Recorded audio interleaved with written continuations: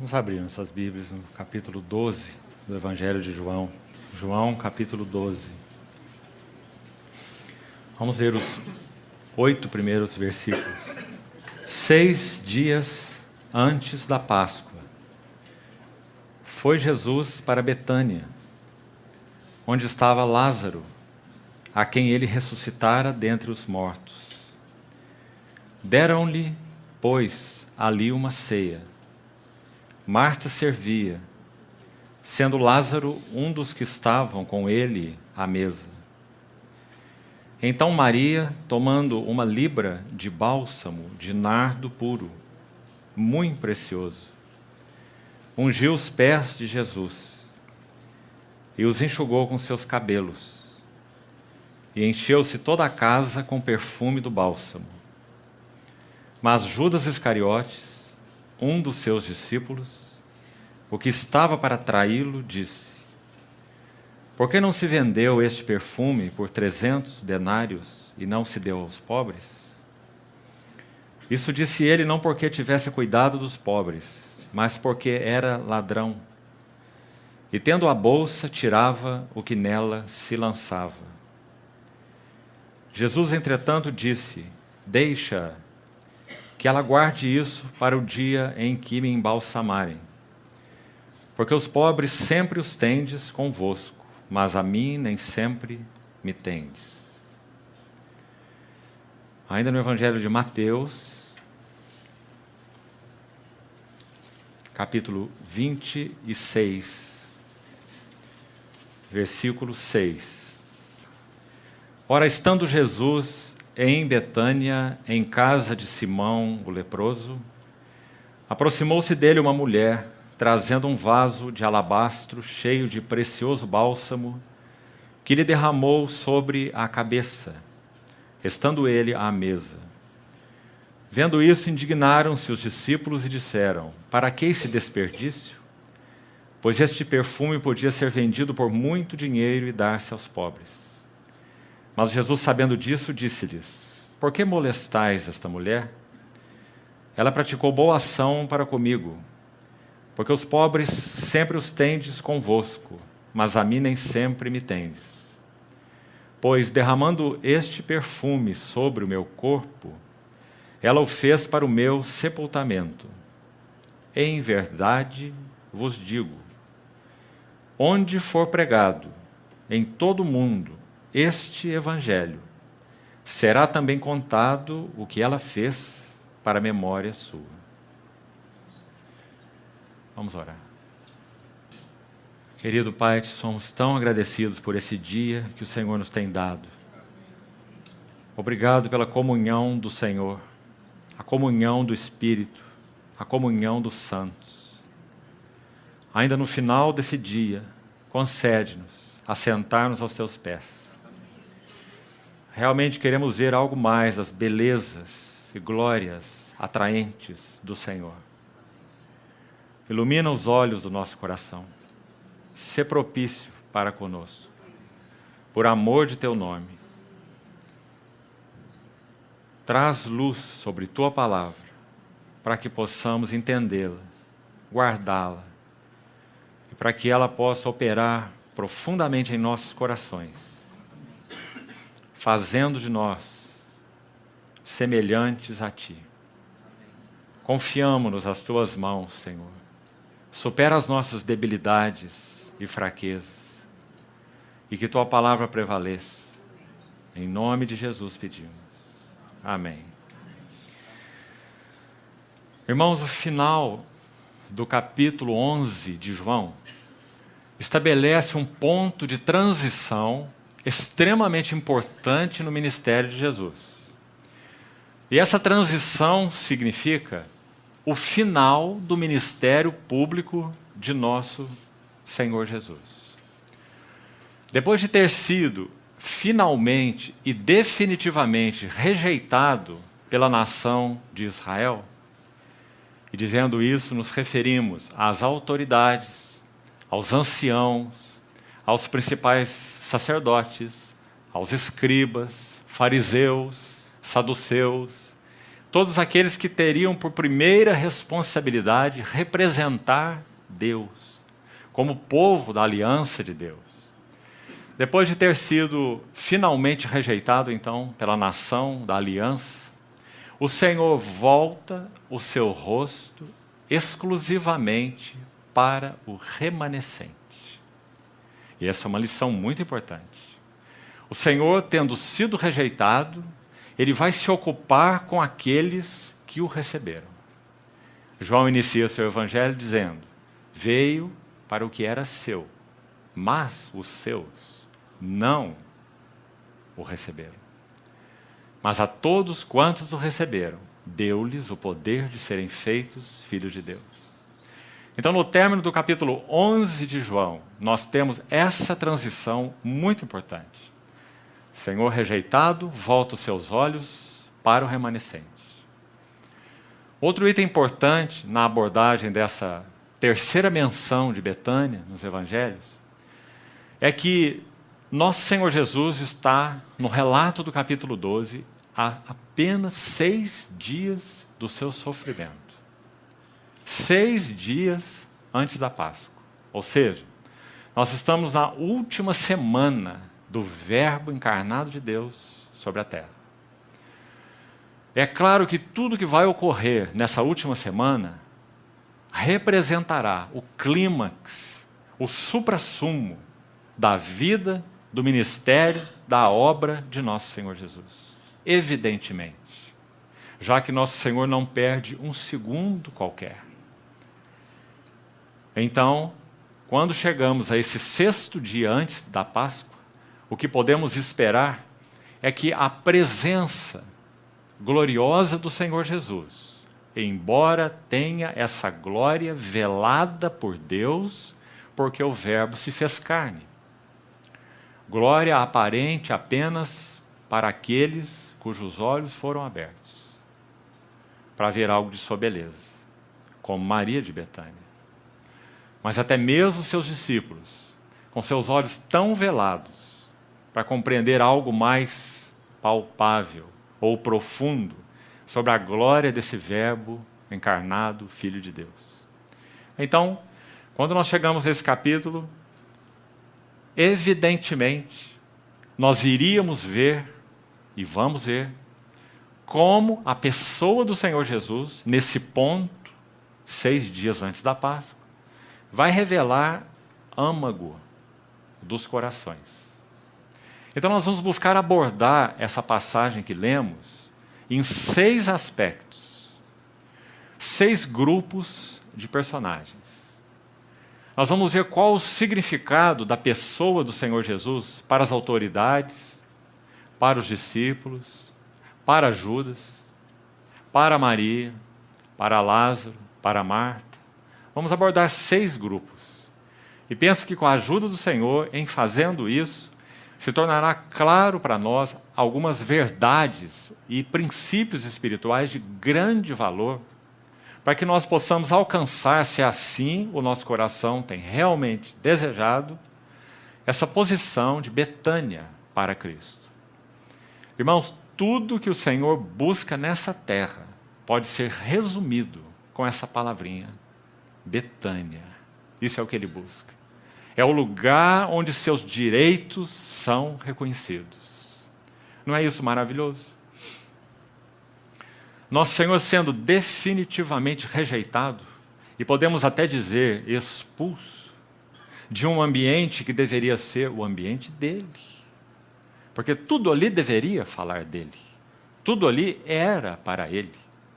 Ele é o verdadeiro tabernáculo de Deus. Quando o Êxodo 25:8 expressa aquela ordem do Senhor a Moisés dizendo: e far-me-ão um santuário, para que eu possa habitar no meio deles. Que valor teria um santuário vazio? Pois isso era a nação de Israel, um santuário vazio, porque aquele que veio para o que era seu, para encher de realidade toda aquela sombra, tipos e figuras dele mesmo. Lembra-se que quando João registra no seu capítulo 7, que evangelho precioso é esse? Quando nosso Senhor estava em Jerusalém para a celebração da festa dos tabernáculos, João capítulo 7. E em um dado momento, no verso 37, ele como que, se fôssemos montar um quadro em nossa mente, nós podemos ver nosso Senhor Jesus se interpondo entre a visão do povo que estava ali e o templo, e dizendo assim: quem tem sede, venha a mim e beba. Quem crer em mim, como a Escritura diz, do seu interior fluirão rios de água viva. Porque aquele dia era o dia em que os sacerdotes tomavam as talhas de água e entornavam essas talhas para que aquela água descesse a partir da entrada do templo, como que representando a profecia de Ezequiel, que dizia respeito à vinda do Messias, que faria com que o templo fosse uma fonte de águas vivas, e que aquelas águas corressem a partir de Jerusalém e chegassem até o mar salgado, ou o mar morto, cujas águas ficariam saudáveis. Então eles faziam como que esse ritual, dizendo que eles aguardavam o Messias e o dia glorioso, em que Israel seria uma fonte de vida para todas as nações. E agora o Senhor Jesus se coloca aqui, ali, como que, em frente ao templo, então mostra que Ele é esse santuário. E se eles quisessem essa realidade, eles deveriam conhecê-lo. Deveriam ir a Ele. Quem tem sede, venha a mim. Ele não disse, vá ao templo. Ele disse, venha a mim e beba. Porque quem crer em mim, como diz a Escritura, do seu interior fluirão rios de água viva. Ou seja, a realidade dele seria a mesma realidade de todos que crescem nele. João usa a palavra ali, ventre, koilia, na língua original. Só aparece 3 vezes no Novo Testamento. E ela é retratada nas Escrituras, somente 3 menções, uma em Romanos, uma em Filipenses e uma em João 7. As 2 primeiras menções são negativas.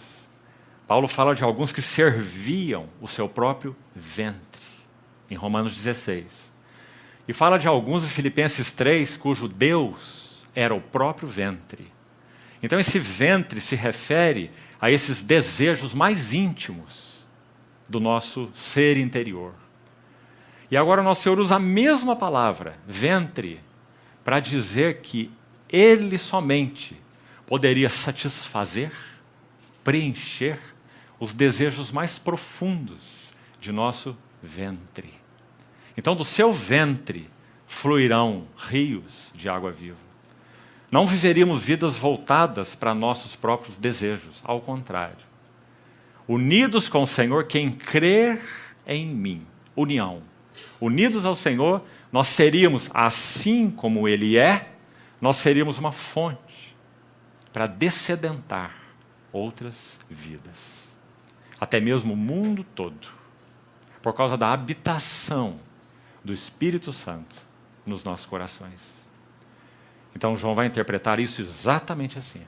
E isto ele disse com respeito ao Espírito, que deveriam receber os que nele crescem. Porque até esse momento o Espírito não era, porque Jesus não havia sido glorificado.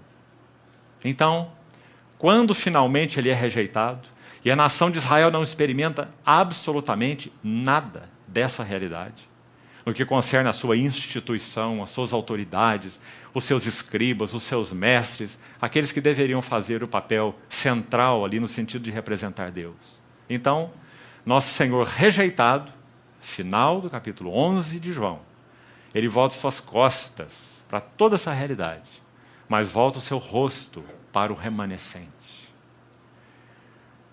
E em primeiro lugar, em João capítulo 12, nós vamos ver que o primeiro ambiente que o Senhor busca nessa hora de transição é exatamente Betânia. Então isso é extremamente importante. Quando ele volta suas costas para toda essa realidade vazia, ele volta o seu rosto para Betânia. O primeiro grupo de personagens que nós vamos examinar, desses 6 que citamos, são exatamente essas autoridades. para que tenhamos o quadro exato da hora em que nosso Senhor está vivendo. E sabe por quê? Não há aqui nenhum interesse técnico, apenas. O interesse aqui é, sobretudo, espiritual. Nós só podemos apreciar o nosso Senhor Jesus em Betânia e a unção e o significado da unção de Maria de Betânia quando compreendemos melhor o contexto. Então, antes de entrarmos nesse primeiro grupo, vamos fazê-lo agora, as autoridades. Deixe-me já buscar resumi-lo da seguinte forma. A alma do nosso Senhor Jesus estava cheia de angústia e desolação. Eu creio que desolação é a melhor palavra para essa hora, amados irmãos. Porque nosso Senhor olha a nação de Israel, como já falamos, que simplesmente representava, ou deveria representar, o que Deus era, que tinha toda aquela instituição dada originalmente por Deus, claro, com muita parafernália a mais, que nunca foi da vontade de Deus, mas essencialmente falando, o templo estava lá, é a ordenação de Deus. Os sacerdotes estavam lá, é a ordenação de Deus. O sumo sacerdote estava lá, é a ordenação de Deus. Então tudo isso que era ordenação de Deus era absolutamente vazio e sem realidade. Então a alma do Senhor Jesus estava vivendo uma profunda desolação e angústia. Essa desolação terá o seu clímax daí a 6 dias. No Getsemane, quando nosso Senhor Jesus, orando ao Pai, diz assim: a minha alma está profundamente angustiada até a morte. Então, irmãos, quando nosso Senhor, experimentando essa rejeição, volta seus olhos para Betânia, nós temos que estar certos. Algo, em primeiro lugar, da glória de nosso Senhor já aparece aqui. Porque, queridos irmãos, em uma hora em que nossas almas estão cheias de angústia e desolação, sabe o que nós fazemos? Imediatamente, ato contínuo, voltamos nossos olhos para a nossa angústia e para a nossa desolação. Cheios de autopiedade. Oh, mas nosso Senhor. João mesmo, no capítulo 2, vai dizer assim: Jesus não se confiava a eles, aqueles que estavam ali ao seu lado, que o lisonjeavam,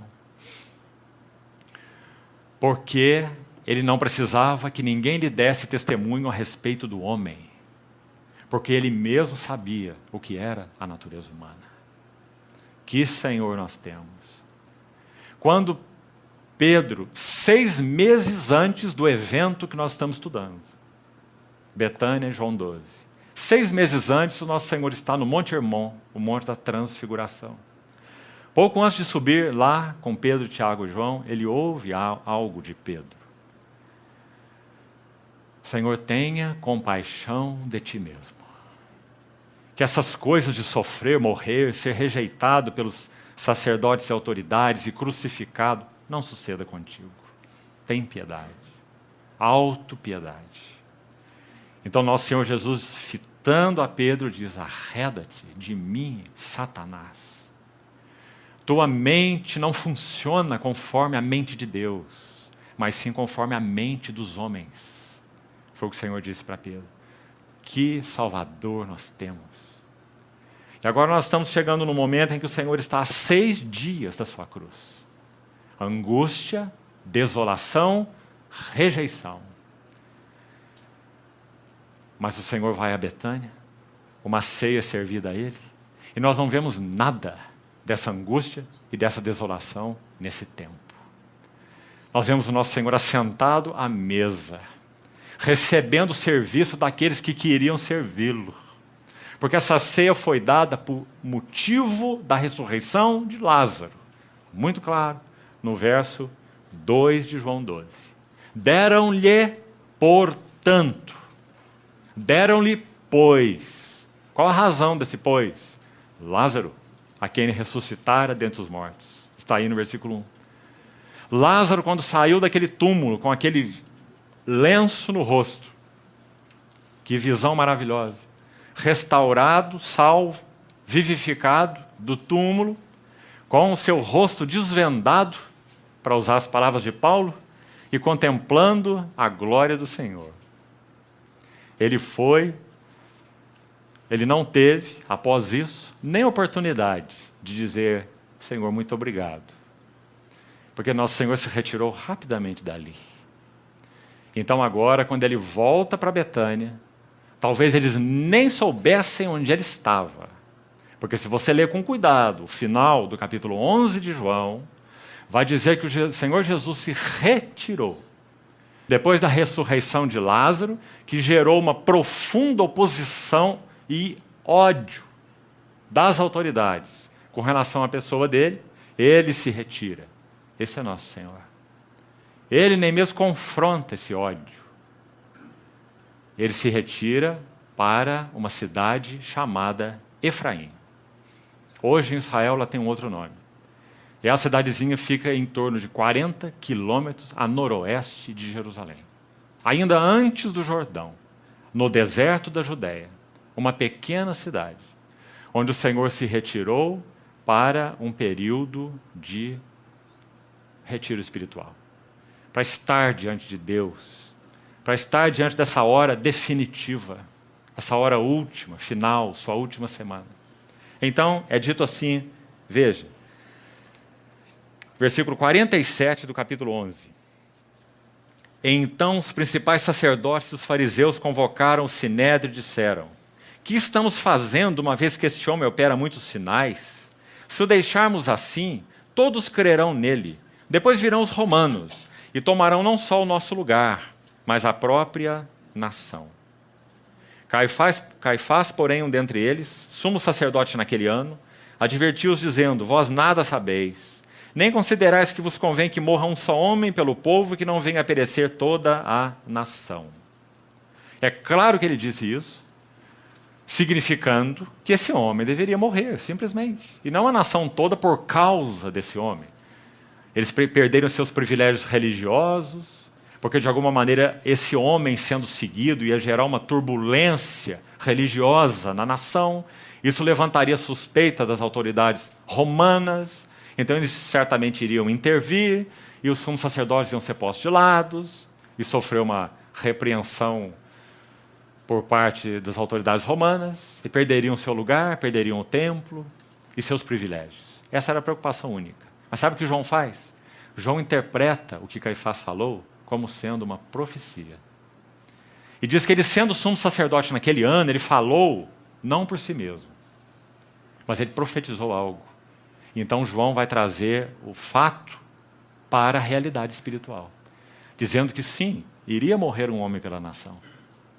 Mas ele iria morrer, versículo 52, não somente pela nação, mas também para reunir em um só corpo os filhos de Deus que andam dispersos. Não é um lindo versículo? Aí continua assim, verso 53. Desde aquele dia resolveram matá-lo. Então está aí o primeiro dos 6 grupos que vamos examinar nessa noite, com a ajuda do Senhor. As autoridades. Talvez se fôssemos usar uma palavra para elas, ela está aí no verso 53. Ódio. Desde esse dia resolveram matá-lo. De sorte que Jesus já não andava publicamente entre os judeus, mas retirou-se para uma região vizinha ao deserto, o deserto da Judéia, ali próximo a Jerusalém, para uma cidade chamada Efraim. E ali permaneceu com os discípulos. Estava próxima a Páscoa dos judeus, e muitos daquela região subiram para Jerusalém antes da Páscoa para se purificarem. Era costume dos judeus subirem 6 a 7 dias antes da celebração, para já estarem em Jerusalém para a celebração e fazer os rituais de purificação. Verso 56. Lá procuravam a Jesus, e estando eles no templo, diziam uns aos outros: que vos parece? Não virá ele à festa? Ora, os principais sacerdotes e os fariseus tinham dado ordem, e a ideia aqui é uma ordem proclamada, uma ordem pública, como se fosse algo que pudesse ser, de alguma maneira, pregado ali nas paredes em alguns lugares. Uma ordem, um manifesto público, que dizia: se alguém soubesse onde ele estava, denunciassem-no, a fim de o prenderem. Ou seja, nosso Senhor está sendo buscado aqui como um criminoso comum. por parte das principais autoridades. Então, esse é o primeiro quadro nesse ambiente, o ódio das autoridades. E nosso Senhor retirado para essa pequenina cidade chamada Efraim, no deserto da Judéia. O segundo grupo de pessoas, os discípulos. Que grupo interessante esse.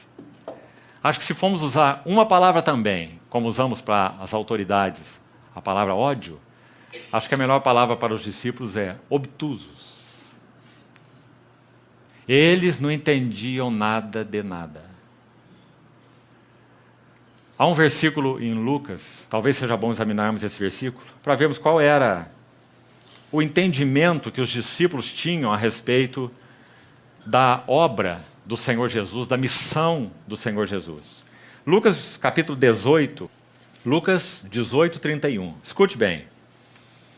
Tomando consigo os 12, disse-lhe Jesus: eis que subimos para Jerusalém. Sabe em que momento o nosso Senhor Jesus falou essa frase? Exatamente quando ele sobe para Jerusalém para ressuscitar Lázaro. Ele sai de onde ele estava, passa por Jericó, citamos ontem, cura o cego Bartimeu, salva a casa de Zaqueu, Zaqueu e sua casa, e sobe em direção a Jerusalém.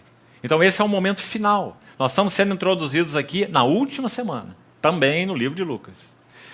Eis que subimos para Jerusalém, e vai cumprir-se ali tudo quanto está escrito por intermédio dos profetas no tocante ao Filho do Homem.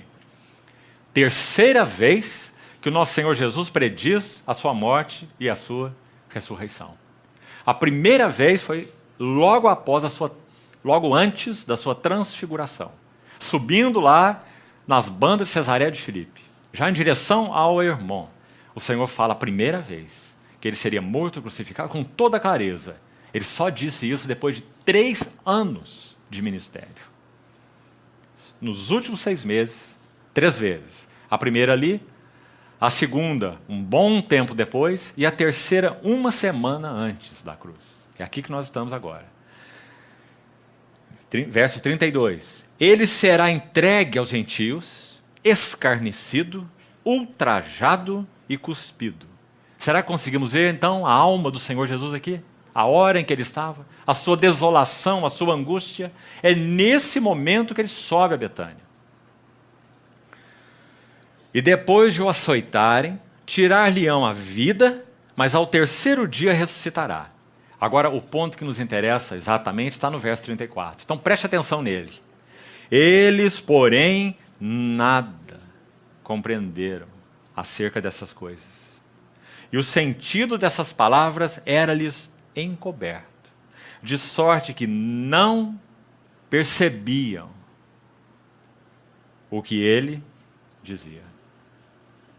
Há um hino tão maravilhoso, não sei se é do conhecimento dos irmãos, que diz assim: do meu Senhor, o amor fiel é mais que o mundo pode dar, mais alto que os mais altos céus e mais profundo que o mar. Antigo amor, superior, pois antes da criação de Deus, amou-me. Glória ao nome seu. A segunda estrofe diz: o alto trono era seu, dos anjos tinha adoração, mas tudo por amor deixou, descendo aqui em servidão. Me procurou, sacrificou a alta posição do céu, buscou-me. Glória ao nome seu.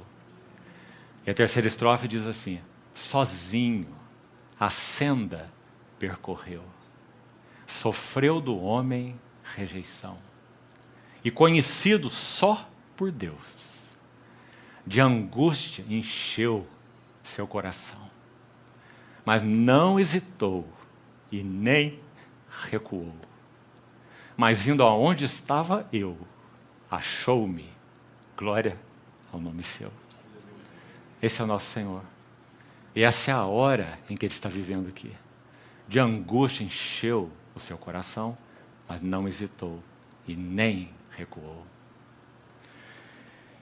Então, irmãos, no capítulo 12 de João, voltemos a ele. Esse é o ambiente no que concerne às autoridades, no que concerne aos discípulos. perdão. Os discípulos nada compreendiam. Então não há uma palavra mais adequada para entendê-los, senão essa que foi registrada por Mateus, quando nós vemos no capítulo 26, o mesmo evento, a unção de Betânia. É dito que quando Maria derrama aquele bálsamo, os discípulos indignaram-se. Oh, irmãos, essa é uma palavra tão séria. Pense nela. A palavra que foi usada na nossa língua para descrever a atitude deles. É o mesmo sentido na língua original. Indignaram-se. Sabe o que isso significa? Consideraram que aquela atitude não era digna. Sabe por quê? Porque aquela pessoa não era digna. Para que esse desperdício? Quanta coisa poderíamos fazer com esse dinheiro? Não viam a dignidade do nosso Senhor Jesus, sendo quem Ele era. Então os discípulos indignaram-se. Sabe que Isaías 50, já citamos um versículo, mas há mais naquele capítulo, muito mais. Isaías 50 fala sobre o verbo de Deus, que ele andou em trevas. Quem há como meu servo, disse Isaías, servo com S maiúsculo, se referindo ao Senhor Jesus profeticamente. Quem há como meu servo, que andou em trevas sem luz nenhuma, e ainda assim confiou em o nome do Senhor e se firmou sobre o seu Deus. Irmãos, para qualquer lado que o nosso Senhor Jesus olhava, mesmo para os seus mais íntimos, o que ele via era trevas. Eles não compreendiam. Nosso Senhor não tinha companheiros. Isso é tão claro nas Escrituras. Também nos lembrávamos juntos ontem, quando ele toma os três íntimos, Pedro, Tiago e João, e leva para a hora mais íntima, Getsemane. Ele diz uma palavra tão linda, a humanidade perfeita do nosso Senhor Jesus, perfeitamente humano. Ele diz assim: ficai aqui e vigiai comigo. Você viu o que ele está buscando, irmãos? Será que nós achamos que nosso Senhor Jesus não teve fraquezas? Ah, irmão, então estude melhor os evangelhos. Ficai aqui e vigiai comigo. Sua alma estava em profunda desolação, em profunda angústia. Foi crucificado em fraqueza, diz o apóstolo Paulo. Mas vive pelo poder de Deus, referindo à sua ressurreição. Esse é o nosso amado Senhor, homem como os homens. Então, quando ele olhava para os seus discípulos, trevas. Mas aquele capítulo 50 de Isaías vai dizer que o segredo dele é que ele tinha ouvidos abertos para uma pessoa. Ele me desperta, o Senhor meu Deus me deu língua de eruditos, para que eu saiba dizer boa palavra ao cansado. E Ele me desperta todas as manhãs. E desperta meu ouvido, para que eu ouça como os eruditos, ou como aqueles que aprendem. Então, o quadro é esse quando Nosso Senhor olhava para os discípulos. Terceiro personagem, Judas. Para não nos alongarmos muito, nosso foco, sem dúvida, está em Maria. Nós vamos falar um pouco sobre Judas. Há 5 falas de Judas registradas nos evangelhos. 5 vezes Judas se pronuncia. Sabe qual é a primeira vez que ele se pronuncia? Aqui. Depois de 3 anos e meio andando com Nosso Senhor. Sabe o que Judas tem a dizer? Por que não se vendeu esse perfume por 300 denários e não se deu aos pobres? Essa é a sua primeira frase. E há mais 3 intermediárias, e então a última, a quinta. Sabe o que ele diz por último? Pequei, traindo sangue inocente. E enchendo o seu coração de culpa e remorso e tudo mais. E então o médico Lucas vai fazer um registro em Atos, seu segundo livro, no capítulo 1, lá no verso 18. E como médico e inspirado pelo Espírito Santo, ele vai usar uma linguagem impressionante.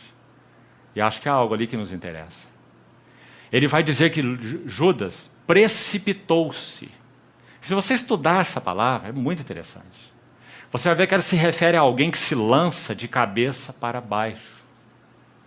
Mas quando você pensa em alguém que se enforcou, de que modo ele pode se lançar de cabeça para baixo? De modo nenhum, não é? À primeira vista. Então Lucas diz, precipitando-se, Atos 1:18, se você quiser conferir. E a palavra é lançando-se de cabeça para baixo. Agora, ele é muito preciso, e você sabe, ele começa seu evangelho dizendo assim, eu fiz uma acurada investigação dos fatos. Lucas é um cientista e um historiador, inspirado pelo Espírito Santo. Ele é muito preciso. Então, quando ele descreve a morte de Judas, ele usa a expressão lançou-se de cabeça para baixo, e ele usa uma outra ainda mais interessante. Ele diz, e rompeu-se pelo meio, e todas as suas entranhas. A palavra que Lucas usa é splankna, que no grego significa intestinos. E todos seus intestinos se derramaram. Isso foi tão impressionante que o verso 19 de Atos 1 diz, e isso se tornou conhecido de todos os habitantes de Jerusalém. Por isso aquele campo se chama até hoje de Aceldama, ou campo de sangue. O que isso nos sugere? Nós não sabemos não explicar a morte de Judas, nem por esses textos, mas nos sugere que Judas não apenas se enforcou, mas que ele se precipitou de alguma maneira. Quem sabe de um abismo, de um precipício, com uma corda amarrada em seu pescoço. E possivelmente aquele golpe foi tão violento que não apenas ele se enforcou, mas ele se rompeu. E suas entranhas se derramaram. Então esse é o quadro a respeito de Judas, esse foi seu fim. E aqui já então, como falamos, na sua primeira fala, é isso que ele tem a dizer. Que aquela atitude da unção de Maria era uma atitude indigna. E assim os discípulos. Porque aquele perfume valia muito dinheiro. E muita assistência poderia ser dada aos pobres. Quarto grupo, ou quarto personagem, Lázaro. Também diante do que falamos ontem, Lázaro pode ser hoje um assunto bem resumido, mas maravilhosamente resumido. Na primeira visita, Lázaro não está. Na segunda visita, Lázaro está no túmulo. Mas então nosso Senhor se coloca na beira do túmulo, tirai a pedra, pronuncia o seu nome, Lázaro, sai para fora. Ele tem o seu rosto envolto num lenço, aquele lenço é tirado, ele vê o Senhor. Então na próxima cena, é aqui onde nós estamos agora, João 12, Lázaro assentado à mesa. Mas há mais um detalhe que gostaria de colocar, e não falamos ontem. Ache um versículo em que Lázaro tenha falado alguma coisa. Lázaro não falou nenhuma palavra. Não é interessante? Porque, irmãos, Lázaro é uma testemunha viva do poder, da glória, da graça, da autoridade do nosso Senhor Jesus. Lázaro não precisava falar, Lázaro precisava apenas caminhar. Lázaro caminhando por Jerusalém era um testemunho do poder, da glória do nosso Senhor Jesus. Tanto que muitos judeus estavam crendo no nosso Senhor, diz a palavra, por causa de Lázaro. Eles queriam exterminar Lázaro também, porque onde Lázaro ia, o problema estava criado. Esse não é o morto? O morto agora vivo e ambulante ainda, para lá e para cá. Que maravilha, não é? Então, que cena é essa entre o capítulo 11 e 12? No capítulo 11, Lázaro, tirado da cova, vivificado, restaurado na sua visão. Mas então o clímax está no capítulo 12, até porque é interessante, depois disso Lázaro não aparece mais, não é citado mais. Então agora o clímax está aí, Lázaro está sentado com ele à mesa. Que figura mais linda. Nosso Senhor nos tirou da mais profunda cova, deu-nos vida, quando nós estávamos mortos nos nossos delitos e pecados, restaurou a nossa visão, rasgou o véu, nos deixou ver algo da beleza de sua glória e nos coloca sentado à sua mesa. E diz, vinde, tomai e comei. Graças ao Senhor. Então esse é Lázaro. Agora vamos para Marta, quinto personagem. Há uma frase única sobre Marta nessa menção de João 12. E está no versículo 2. Veja qual é. Marta servia. Mas sabe, irmãos, o que há de lindo aqui, preciosíssimo? Na primeira visita, Marta é bem mencionada, você se lembra? Marta recebeu o Senhor na sua casa e logo em seguida vai dizer, Marta agitava-se de um lado para outro, ocupada em muitos serviços. A palavra ali é distraída, não é? Você viu Marta lá? Você viu a qualidade de serviço lá? Um serviço confuso, um serviço que não partia do ouvir, mas era o serviço pelo serviço. Mas agora nós temos essa frase aqui que muito nos interessa. Na primeira visita, Marta agitava-se. Na terceira visita, Marta servia. Então agora nós podemos confiantemente dizer que Marta estava com o serviço ajustado. Então muito cuidado quando nós abordarmos Marta. Porque o serviço de Marta é um dos aspectos fundamentais da vida da igreja. Marta representa o serviço ajustado. O serviço que agrada a Deus. Pedro vai dizer assim em 1 Pedro 4, 8. Servi uns aos outros, cada um conforme o dom que recebeu, como bons dispenseiros. Quer dizer, cuidado, não usa o seu lenço para guardar o seu talento. Sirva como um bom dispenseiro. Aquele que ensina, esmere-se no fazê-lo. Se alguém fala, fale de acordo com os oráculos de Deus. E se alguém serve, faça na força que Deus supre, para que em tudo seja Deus glorificado. Então Marta representa agora, sim, um serviço ajustado. Agora não está, corre para cá, aborda uma coisa, aborda outra coisa, quem sabe pega uma panela, dá ordem para outra pessoa, faz uma visita, repreende Maria, né? Atende uma visita, repreende Maria, como nós falamos.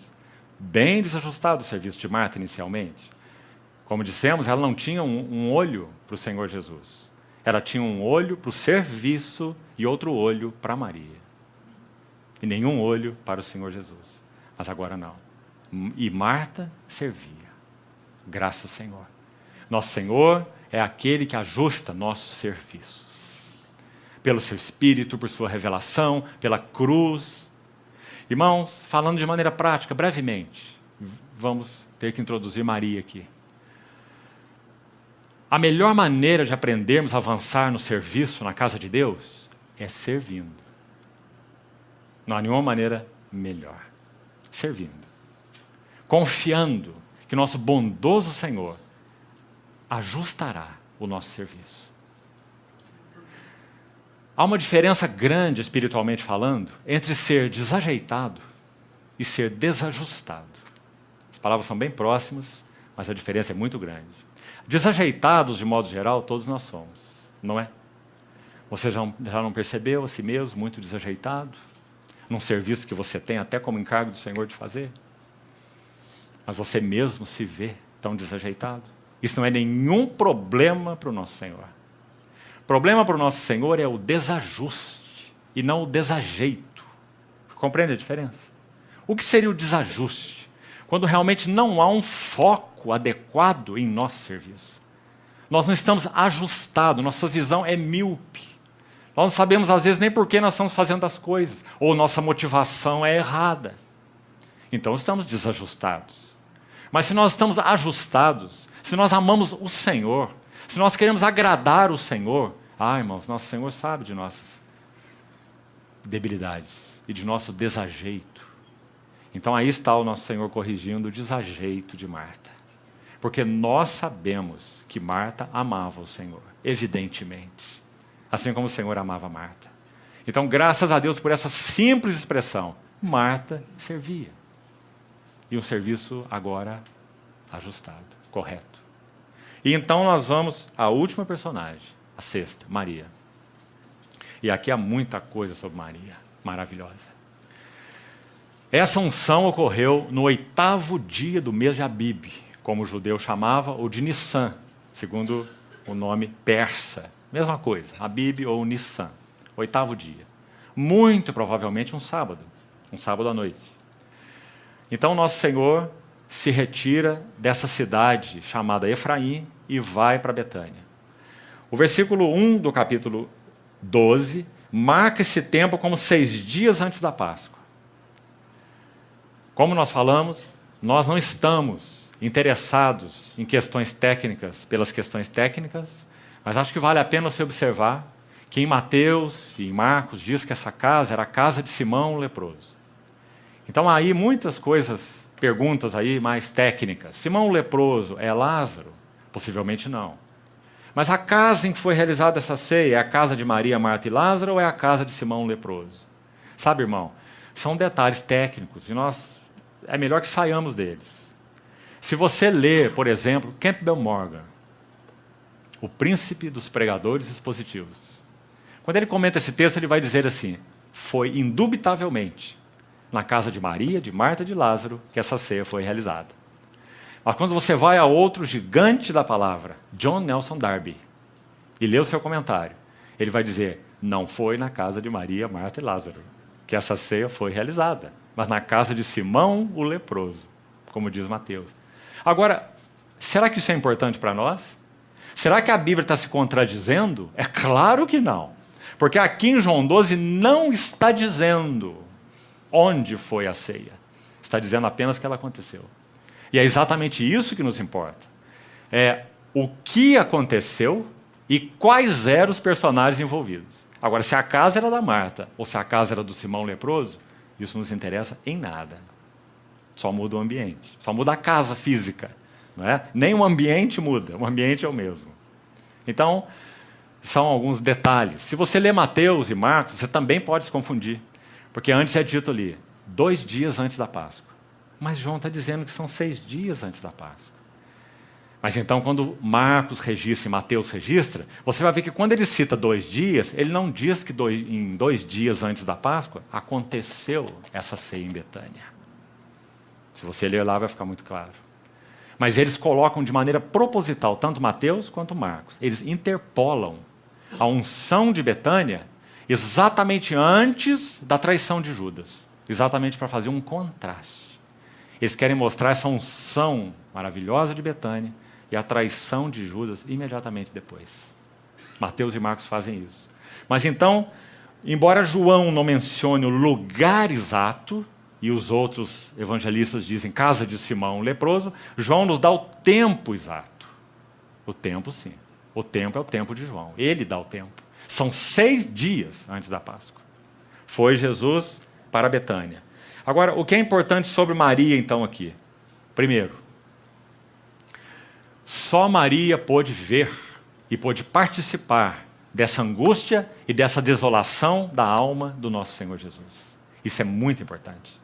Porque nem mesmo os discípulos mais íntimos puderam participar. Mas Maria, sim. Maria viu, Maria participou, Maria compreendeu. Essa é a primeira coisa importante sobre ela. E como nós sabemos?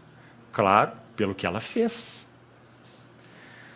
Segunda coisa importante sobre Maria. Vamos falar sobre o vaso de alabastro um pouco. Irmãos, até o vaso tinha um bom valor. Não era um vaso excepcional, mas era um vaso de um bom valor, porque era um vaso importado. Há uma região, uma cidade no Egito, uma região chamada Alabastron. Por isso esse vaso recebe esse nome, alabastro. Essa pedra era comum nessa região. Então esse vasozinho de alabastro era feito com essa pedra egípcia, alabastron. Ele era feito de tal forma, era um pequeno vaso, e ele era moldado de tal maneira que ele tinha um gargalozinho estreito. E nesse gargalozinho eram feitas estrias. Como hoje, por exemplo, funciona uma ampola para injeção. Você tem aquele gargalo exatamente onde vai ser quebrada aquela parte superior, não é assim? Então esse vasozinho tinha um gargalo e estrias eram feitas no gargalo para que na hora em que o perfume fosse ser usado, aquele gargalo fosse quebrado. Teria que ser assim. Porque se fosse um vaso apenas com o perfume lá dentro, é claro, toda a essência, todo o odor iria se evaporar. Então, o perfume era colocado dentro desse vaso e o vaso era selado, na maioria dos casos, com cera. Então, aquela bocazinha do vaso era entupida e o perfume era perfeitamente conservado. Agora, esse nardo, então, aí está realmente o valor do assunto. Esse nardo era extraído do talo de uma planta que nasce no Himalaia. Então, era um perfume raro e caro. Eu busquei fazer, de alguma maneira, contas, para tentar descobrir quanto seria hoje 300 denários. Não é fácil. Porque não é apenas questão de saber qual era o valor da época. Não basta. É saber o valor condizente com a nossa época. Então não é simples fazer esse valor. Nós só podemos ter estimativas. E buscando ajuda, inclusive, de outros que tenham feito a mesma coisa. Mas a conclusão que eu pude chegar é que 300 denários valeriam hoje algo em torno de 10 mil reais. Então esse era o preço, mais ou menos, do perfume que Maria usou para ungir o nosso Senhor. Esse nardo era colocado, então, nesse vasozinho e guardado agora para 2 ocasiões, que nos traz uma lição tão linda, irmãos. Primeiro uso desse nardo, para a noite de núpcias. Maravilhoso. Quando chegava a noite de núpcias, essa donzela, que guardou esse vasozinho com esse pequeno tesouro por tantos anos, ela o pendurava em um colar no seu pescoço. E na noite de núpcias, ela quebrava aquele gargalo e derramava o unguento sobre os lençóis. E todo aquele ambiente ficava perfumado.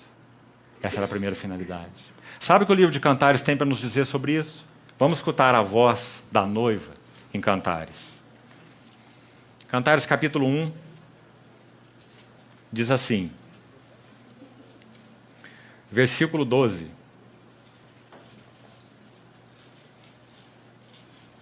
Veja o versículo 3, primeiramente. Cantares 1:3. Suave é o aroma dos teus ungüentos. Interessante que está dizendo isso, é a esposa, né? Para o esposo. Assim ela ouvia. Suave é o aroma dos teus ungüentos, como unguento derramado é o teu nome. Por isso as donzelas te amam. Olha o verso 12. Enquanto o rei está sentado à mesa, o meu nardo exala seu perfume. Não é um lindo versículo? Foi isso que aconteceu ali em Betânia. Maria viu de tal forma a beleza do Senhor. O Senhor ocupava o coração de Maria de tal forma que então ela vai tornar agora em expressão aquilo que o livro de Cantares registrou. Maria tem à mesa o rei. E enquanto o rei está sentado à mesa, era exatamente essa a questão em João 12. O rei estava à mesa. Então ela vai dizer, meu nardo exala seu perfume. Que palavra mais maravilhosa. Ela está dizendo que toda a razão dela ter esse nardo, de poder experimentar esse nardo, gozar esse nardo, é o seu rei assentado à mesa. Ainda no capítulo 4, veja, livro de Cantares, capítulo 4. Versículo 9. Arrebataste-me o coração, minha irmã, noiva minha. Arrebataste meu coração com um só dos teus olhares, com uma só pérola do teu colar. Que belo é o teu amor, ó minha irmã, noiva minha. Quanto melhor é teu amor do que o vinho, e o aroma dos teus ungüentos, do que toda sorte de especiarias. Veja o verso 13. Os teus renovos são um pomar de romãs, com frutos excelentes, a hena e o nardo e o açafrão, o cálamo e o cinamomo, com toda sorte de árvores de incenso, mirra e aloés, com todas as principais especiarias. Nosso Senhor estava com seu coração cheio de angústia e de desolação. E agora ele recebe uma unção de amor de Maria. Ah, que coisa mais maravilhosa. Podemos estar certos de que esse perfume que foi derramado sobre as vestes de Nosso Senhor, sobre sua cabeça, sobre seus pés, sobre o seu corpo, como Mateus registra, seu corpo. Então o Senhor pôde exalar esse perfume de Maria, podemos assim dizer, por muitos dias. Ele carregou consigo a unção de Maria. O que será que se passava no coração de Maria? Sabe, irmãos, temos uma sugestão. E já vamos dizer agora mesmo. O segundo uso deste perfume era para sepultamento. Que interessante essa distinção. Imagine um mesmo perfume para um quarto de núpcias ou para um enterro, um sepultamento. Que usos mais distintos. Mas então por que Maria derrama esse perfume antes da morte do nosso Senhor Jesus? Já que, estritamente falando, Maria não iria ter núpcias com nosso Senhor Jesus. Então por que ela derrama esse perfume? Possivelmente, amados irmãos, o que estava no coração de Maria é: quando ele estiver morto, ele não poderá ver o meu amor por ele. Então Maria quis demonstrar, antes que nosso Senhor estivesse sendo preparado, enfaixado para ser sepultado, Maria quis demonstrar o seu amor simples, puro, devedor, para com seu amado e glorioso Senhor. Então ela derrama esse perfume. E nosso Senhor então vai dizer: ela o fez para o meu sepultamento. Marcos vai dizer, no capítulo 14, o mesmo relato no Evangelho de Marcos. Está no capítulo 14, a partir do verso 3. Marcos vai registrar assim, as palavras do Senhor: ela se antecipou para o meu sepultamento. Por que ela se antecipou? Porque ela queria que o Senhor desfrutasse. Ela queria que o Senhor tivesse o gozo do seu amor, que ele não poderia ter quando ele estivesse morto. Esse era o coração de Maria para com o Senhor. Agora, essas palavras usadas no versículo 3, olha para João 12, por favor, versículo 3. Então Maria, tomando uma libra, isso é algo em torno de 340 gramas. Pouca coisa. 340 gramas de bálsamo de nardo puro, muito precioso. Ungiu os pés de Jesus e os enxugou com seus cabelos. E encheu-se toda a casa com o perfume do bálsamo. Se combinamos os registros de Mateus e de Marcos, nós temos uma sequência aqui de 4 passos, que vão nos interessar muito. E essa sequência é a seguinte: o primeiro ato de Maria com esse vaso em suas mãos foi quebrando. João não registra que o vaso foi quebrado, ele quis omitir isso. Mateus diz que o vaso foi quebrado. Teria que ser quebrado, não havia outra maneira do perfume ser exalado. Então aquele vaso foi quebrado e isso está no registro de Mateus e de Marcos. Como é que nós poderíamos interpretar isso e aplicar isso na linguagem, então, do Novo Testamento? Na linguagem da vida espiritual. Paulo, em Atos capítulo 20, dando um testemunho aos anciãos de Éfeso, ele diz algo muito interessante. Ele diz assim no verso 24 de Atos 20: em nada eu considero a minha vida preciosa para mim mesmo. Esse é o significado de quebrar o vaso. Aquele vaso era precioso, o perfume ainda mais precioso. E o que Maria fez? Em nada considero essa preciosidade para mim mesmo. Irmãos, é muito óbvio que isso é uma figura de entregarmos tudo o que somos para o nosso Senhor. Nosso Senhor nos redimiu por inteiro. Ele morreu por todos, para que os que vivem que não mais enfático esse, não vivam mais para si mesmos, mas para aquele que por eles morreu e ressuscitou. Irmãos, devemos temer em nosso coração, se nós realmente temos experimentado essas verdades em nossas vidas. Se nós temos vivido para Ele, temos vivido nele, dele, para Ele. Então esse é o significado de quebrar o vaso. Todos nós temos planos, todos nós temos desejos, metas. Mas quando nosso Senhor Jesus realmente ocupa o lugar central dos nossos corações, nós então abandonamos todos os nossos planos e os colocamos nas mãos daquele que tem um plano. Sem dúvida, o propósito do Senhor é frustrar nossos planos, para que sejamos introduzidos em seus planos. Mas quanto Ele precisa trabalhar em nós para que estejamos receptivos a isso. E que trabalho de cirurgião amoroso ele faz, porque ele conhece o quanto nós esperneamos nesse assunto. Desejos, metas, planos, ambições, eu quero, eu preciso, eu vou, eu faço. Né? Então esse vaso quebrado significa tudo para ele. Minha vida não é preciosa para mim mesmo, Paulo vai dizer, contanto que eu complete minha carreira e o encargo que recebi do Senhor Jesus. Agora, depois do vaso ser quebrado, qual é o próximo ato? Ungindo, não é isso? Ungindo. O vaso foi quebrado, agora o perfume é derramado. E aí precisamos combinar as duas citações, as três, Mateus 26, Marcos 14 e João 12, mesmo relato. Então nós vamos ver que o nardo foi derramado não apenas sobre os pés de Jesus. João fala dos pés, Mateus e Marcos falam da cabeça. E Jesus ainda faz uma menção, meu corpo. Ou seja, aquele perfume, em torno, como falamos, de 340 gramas, foi derramado sobre a cabeça do Senhor. De alguma maneira, então, ele atingiu o corpo do Senhor. E João diz, literalmente, os pés do Senhor foram ungidos. Então, o que significa ungir a cabeça? Isso é uma figura maravilhosa. Maria está dizendo, tu és a cabeça. Tu és o Senhor. E quando ela unge os pés, o que ela está dizendo? Tua serva, ou teu servo, eu sou. Que combinação mais linda é essa, irmãos?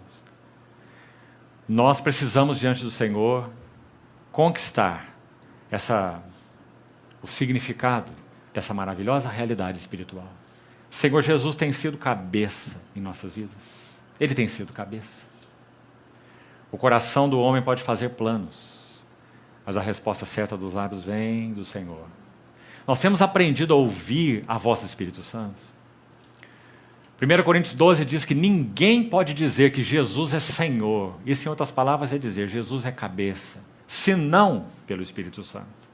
Então é só o Espírito Santo em nós e através de nós que pode, de maneira prática, estabelecer o que a Bíblia chama de senhorio de Cristo.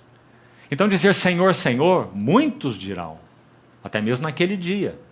Mas ele lhes dirá, eu nunca vos conheci. Apartai-vos de mim, vós que praticais iniquidade. Era a prova de que eles não conheciam o Senhor, porque praticavam iniquidade. Não tinham o Senhor como Senhor, a não ser uma profissão externa, verbal. Então, quando Maria unge a cabeça, ela está dizendo, tu és o cabeça. Quando ela unge os pés, ela está dizendo, esse é meu lugar, eu servo sou. Aliás, nós já comentamos que lindo, 3 menções de Betânia, as 3 primeiras, e Maria não perde essa posição. Não é maravilhoso? Na primeira menção em Lucas 10, Maria sentada aos pés do Senhor. Na segunda menção em João 11, Maria lançando-se aos pés do Senhor. E na terceira menção, Maria ungindo os pés do Senhor. Esse era o lugar dela. Esse era seu lugar de segurança. Ali ela recebia instrução, primeira menção. Ali ela recebia compaixão, quando ela se lança sobre os pés do Senhor. Ela sabia que Ele era capaz de conhecer tudo sobre essa ansiedade dela, essa angústia dela. E ali ela rende adoração. Que maravilha, irmãos. O mesmo Senhor que nos instrui é o Senhor que deve ser adorado por nós. O mesmo que é adorado é aquele que nos instrui. E é aquele que, como diz Hebreus, se compadece de nós. Porque Ele foi tentado em todas as coisas, a nossa semelhança, mas sem pecado. Irmãos, encontrar o nosso lugar aos pés do Senhor Jesus é a nossa posição mais sublime, porque Ele é o sumo sacerdote perfeito. Quando nós encontramos seus pés, nós encontramos o trono da graça. E ali nós recebemos misericórdia, nós achamos graça para socorro em ocasião oportuna, porque esse é nosso Senhor. E Maria conhecia tão bem esse lugar. Isso é o que mais nos impressiona sobre Maria. Maria e os pés do Senhor. Os pés do Senhor e Maria. Que quadro mais lindo. E então, concluindo, enxugou com seus cabelos. Esse é o quarto ato. O que isso fala? Será que a Bíblia nos ajuda nessa questão? Sim, muito. Sabe onde, irmão? 1 Coríntios 11. 1 Coríntios 11. Sabe o que diz lá? Que o cabelo foi dado à mulher como uma mantilha. E ele é para ela uma glória. Glória é a palavra usada. E não é muito difícil entender isso. Toda mulher tem problema com a sua glória quando está chovendo. Um pingo de água que cai nessa glória faz um tumulto total. Não é? Mas o homem não tem problema nenhum. Ele passa a mão no seu cabelo assim, a água sai toda, como um cachorrinho se debatendo, não é? E o cabelo está ótimo. Mas não a mulher. O cabelo é a sua glória. Não é isso que diz 1 Coríntios 11? Então o que significa enxugou os seus pés com seus cabelos? Significa, Senhor, eu não tenho glória. Tua é a glória. Ela está dizendo, Senhor, recebe toda a glória. Que maravilha, irmãos. Sabe o que acontece em Apocalipse capítulo 4? Aqueles 24 anciãos tiram suas coroas e fazem o quê? Depositam aos pés do Senhor. A mesma atitude. Ele está dizendo, Senhor, coroas? Que coroas são essas nas nossas cabeças? O lugar dessas coroas é aqui, aos teus pés. Tua é a glória. E sabe qual é o cântico mencionado em Apocalipse 4? Se você tiver curiosidade de ver.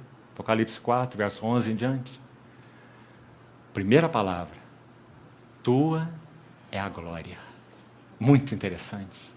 Porque o fato de eles depositarem aquelas coroas significa exatamente isso. E assim é com Maria, quando ela enxuga os pés do Senhor com seus cabelos. Recebe toda a glória. Campbell Morgan, comentando sobre esse fato, ele diz assim, e aqui nós vamos concluir. Esse ato de Maria foi um memorial de fragrância. Não de ouro ou de mármore, mas um memorial de fragrância. E a terra é mais doce, e o céu é mais rico, por causa da unção de Maria e da recepção do Senhor Jesus desta unção. Louvado seja o Senhor. E por quê? Esse irmão usa essas palavras para se referir a esse ato. Será que ele está exagerando? Não. E por que não? Porque Mateus e Marcos, se referindo ao mesmo ato, dizem assim, registrando palavras de Nosso Senhor. Em verdade eu vos digo, onde este evangelho for pregado, em todo o mundo, será contado o que ela fez, para a memória sua. Vocês compreendem essas palavras, irmãos? Qual é o significado dela? Jesus está dizendo assim, todo o objetivo do evangelho ter se revelado a vocês é que a vida de vocês se derrame para mim. Todo o objetivo do evangelho. O objetivo do evangelho não é nos salvar do inferno, embora ele faça isso. Não é nos levar para o céu, embora ele faça isso. Não é perdoar nossos pecados, embora ele faça isso. O objetivo do evangelho é levar-nos a nos derramar inteiros para o nosso Senhor Jesus. Onde este evangelho for pregado, será contado o que ela fez. Ou seja, o que ela fez resume todo o significado do evangelho. Se o evangelho não tem alcançado nossas vidas até esse ponto, nós precisamos ir diante do Senhor, receber sua misericórdia e dizer, Senhor, ganha todo o meu coração, para que eu seja um nardo derramado para Ti. Esse é o objetivo do evangelho.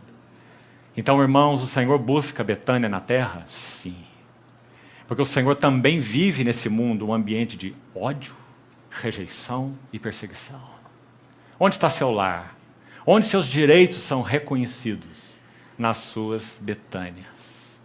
Mas ser Betânia não é algo automático. Ser Betânia tem um preço muito precioso. Que o Senhor nos ajude a avançarmos como assembleias, irmãos, com tudo que somos, nossas vidas pessoais, nossa vida familiar, nossa vida congregacional, para que realmente o Senhor encontre Betânia no nosso meio, satisfaça seu coração. Amanhã pela manhã nós vamos partir o pão. Um dos salmos que fala algo sobre isso, Salmo 78, diz que o Senhor nos prepara uma mesa em um deserto, assim como preparou para o povo enquanto jornadeava. Não é assim nas suas Betânias? Nós olhamos para esse mundo, um deserto. O que nos interessa nele, irmãos? O que satisfaz realmente nosso coração, irmãos? Nada. O que temos nesse mundo, irmãos? Nada. Vivemos esse mundo, mas realmente não somos desse mundo. Então o que o Senhor busca? Betânias.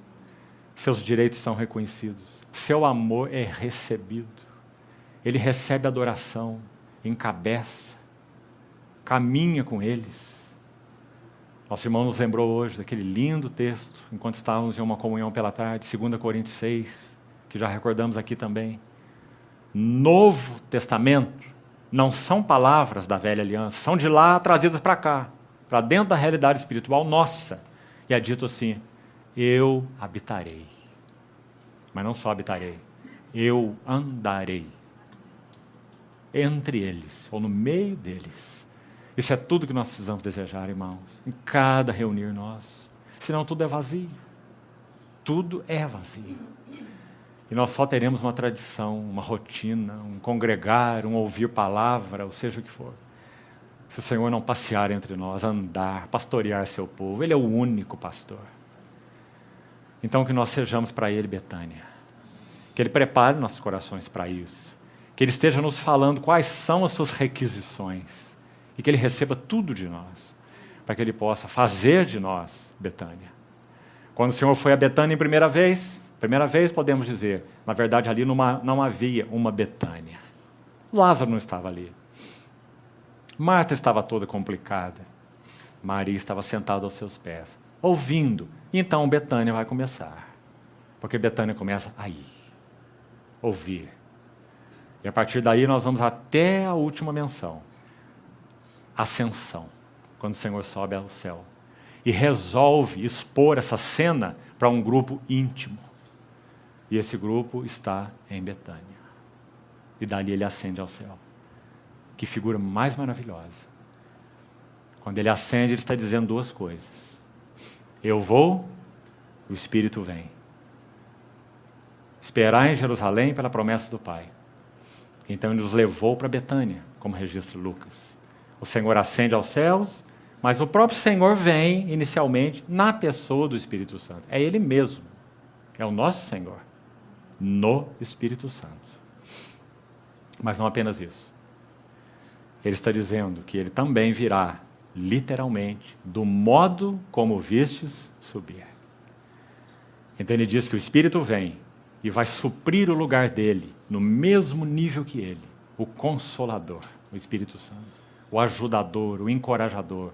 Mas também Ele garante. E finalmente, após Ele ter feito o trabalho dele, levado vocês aos meus desígnios, amadurecido vocês, preparado vocês, então Paulo vai dizer assim em Tessalonicenses, o mesmo Senhor, aquele que em Betânia foi visto subir, o mesmo Senhor, Paulo usa essa palavra mesmo, que importante, é o mesmo, não é um outro não é diferente não, é aquele que saiu do túmulo, é aquele que disse para Tomé, olhe Tomé, toque, sou eu mesmo, o mesmo Senhor descerá dos céus.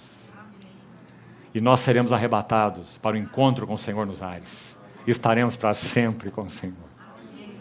E Ele vai dizer assim, consolai-vos uns aos outros com essas palavras. Por que nós precisamos de consolo? Porque nós não temos nada fora do nosso Senhor Jesus. Então que o Senhor nos ajude, irmãos, a sermos Betânia para Ele, com todo o nosso coração. Vamos orar.